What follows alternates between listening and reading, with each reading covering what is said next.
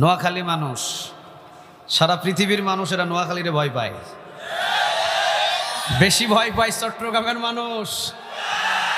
নোয়াখালী দেখলেই কয় তোর কাছে মাফ চাই, তোর সাথে কথা বলতে রাজি নাই। সারা পৃথিবীটাকে নোয়াখালী নাচায়। কোরআনের জন্য নোয়াখালীতে ভালোবাসার মানুষ বেশি না কম? সব জায়গায় নাস্তিক জন্ম নেয়, নোয়াখালীতে নাস্তিক জন্ম নেওয়ার সহজ নাই। সব জায়গায় নাস্তিক জন্ম নেয়, নোয়াখালীতে নাস্তিক জন্ম নেওয়ার সুযোগ নাই। আমি এই জন্য বলি, বাংলাদেশে মাঝে মাঝে কিছু নাস্তিকের দেখা মিলে। আসাদ নূর চিনেন না আপনারা? কথা কন না কেন? দেশের বাহিরে থেকে আমার নবীর বিরুদ্ধে কথা বলে, দেশের বাহিরে থেকে আমার রাসূলের বিরুদ্ধে কথা বলে, দেশের বাহিরে থেকে সাহাবীদের বিরুদ্ধে কথা বলে। আমি বলি, আরে বেটা, যদি বুকের পাটা থাকে নোয়াখালীর জমিনে এসে কথা বল, পিঠের চামড়া নিয়ে যেতে পারবি না।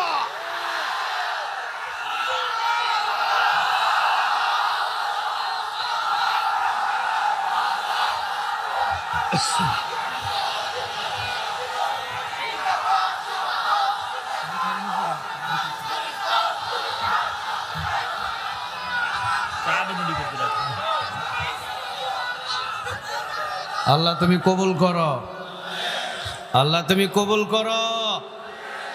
সব জায়গায় সব কিছু খাটে না। এটা নোয়াখালীর ভূমি, এটা অলিয়া উলিয়াদের ভূমি।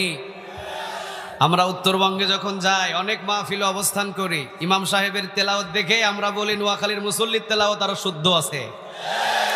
প্রতিটা নোয়াখালীর একজন মুসল্লির এমন যোগ্যতা আছে, অন্যান্য এলাকার খতিবের চাইতে যোগ্যতা নোয়াখালীর মুসল্লিদের বেশি আছে। চিৎকার দিয়ে পড়েন আল্লাহু আকবার। এটা এমনি এমনি নয়, এটা এমনি এমনি নয়।